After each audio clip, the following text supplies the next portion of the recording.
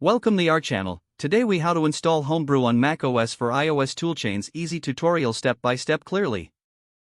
To install Homebrew on macOS, begin by opening the Terminal app. You can find Terminal by navigating to Applications, then Utilities. Once the terminal is open, you will need to enter a specific command. Type or paste the following command into the terminal /bin/bash $, curl fsslhttps://raw.github-content.com/homebrew/install/head/install.sh. Press the enter key to execute the command.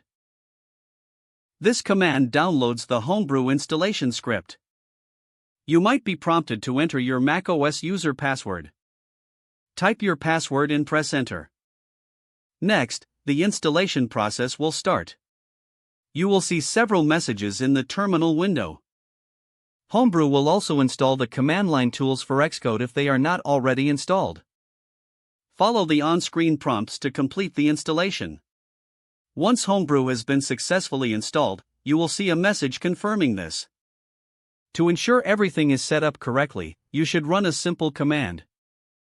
Type brew doctor into the terminal and press enter. This command checks your Homebrew installation for any issues.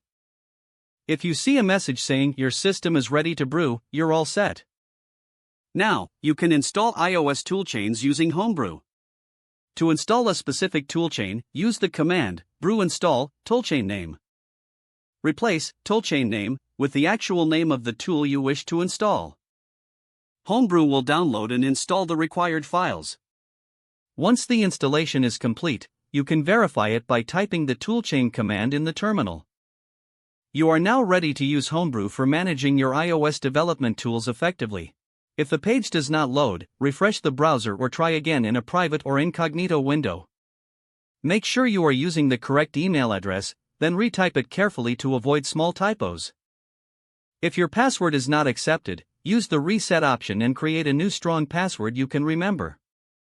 Check your spam folder for verification or security emails, then complete any requested confirmation steps.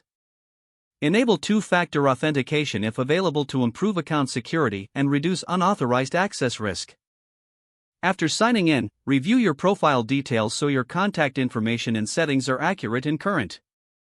Don't forget to like this video and subscribe to our channel for more step-by-step tech guides.